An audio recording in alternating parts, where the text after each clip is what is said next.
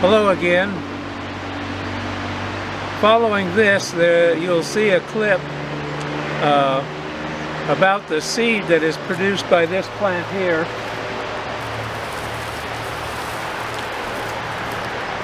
We've got a bunch of it. It's a spotted knapweed.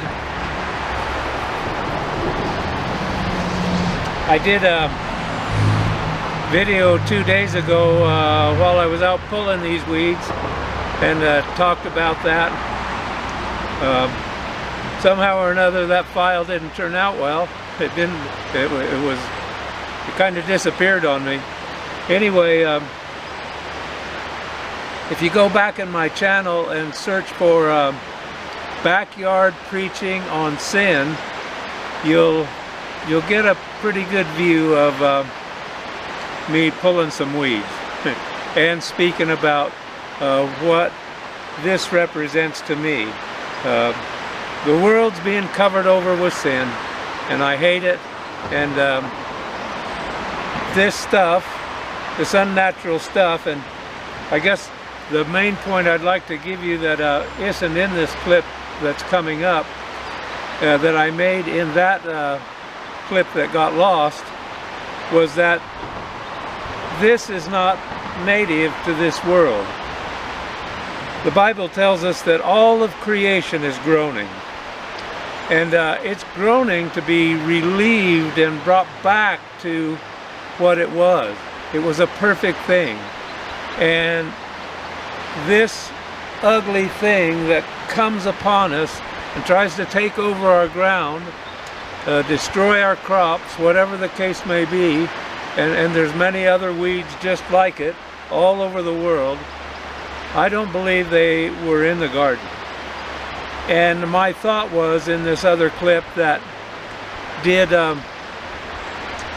in creation's brokenness, did God allow things to be created after that he didn't create, but that somehow creation itself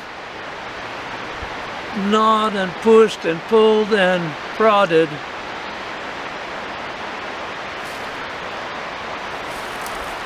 to bring about things like this. Things that we can't really stop. We can't stop sin, but God can. And your involvement with Him, you giving your life over to Him, and you receive the covering of Jesus' blood, you're all good. Anyway, watch this clip later that's coming up, and do look at my channel and check out Backyard Preaching of Sin. I'll put a link down in the description. And God bless you all. Thanks for watching. Good evening. I've been out pulling and chopping weeds again today. Specifically and mostly a thing called the spotted knapweed. And this relates again to the similitude, the metaphor, whatever you want to call it, of how sin overtakes lives, just like these weeds will overtake a plot of ground and seem to be overtaking this whole part of the world. It's pretty ugly, especially if you don't keep after them.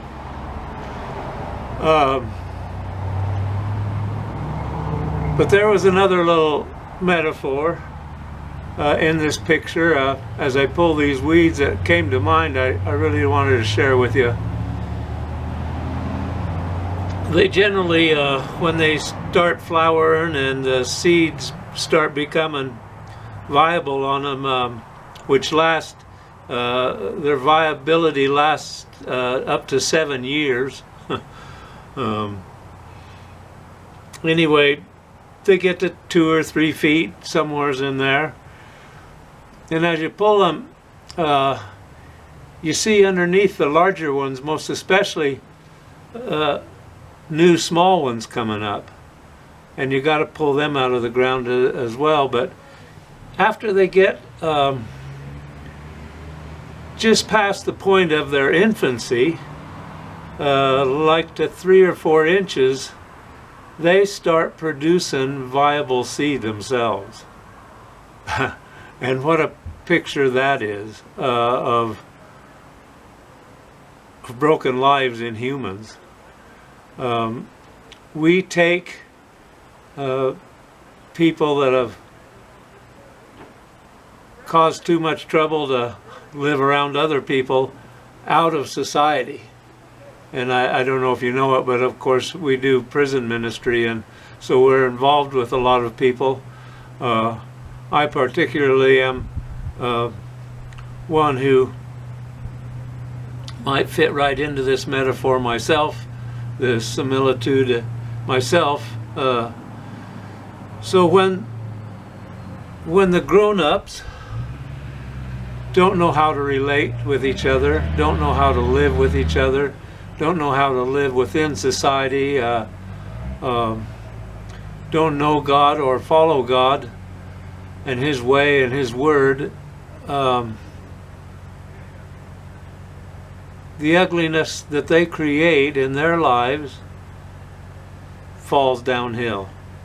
It lands upon their children, and oftentimes within DNA, things go awry in people's lives that they don't even know. They may not have ever been around their mother or father, and still have some of that seed being produced out of them as well. But quite often it is learned by the actions of the parents or the non-actions of the parents, the love that isn't given, the love that isn't bestowed upon those, the nurturement. It's just a horrific thing that happens in all classes of people, people that don't know how to love or nurture.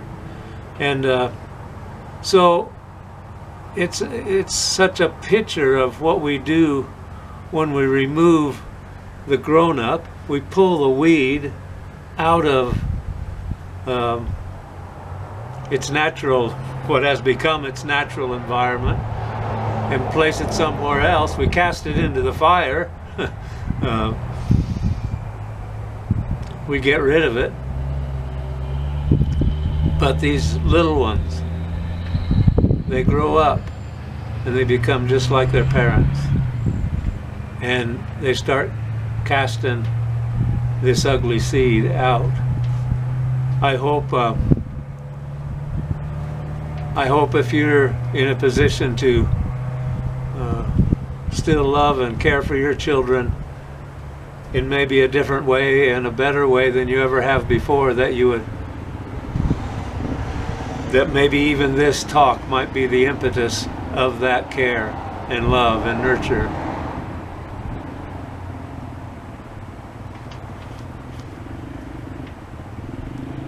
It's a hard old world, and it wasn't intended to be this way. But we can do good things to others, and most especially in our families, to help heal brokenness and heal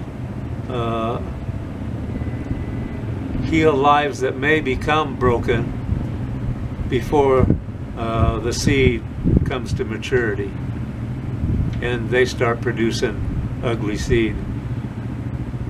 I guess one last thought is that the Bible says, and this is true, if we cast bad seed, if we sow bad seed, we're going to produce ugly crops, just like this spotted knapweed does. But if we produce and sow good seed,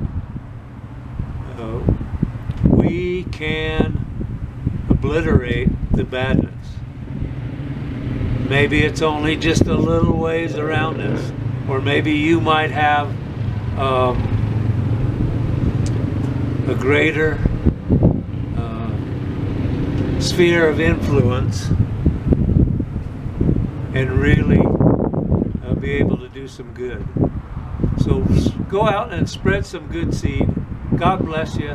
Thanks for watching, and do what you can to turn this world around by love and compassion and caring.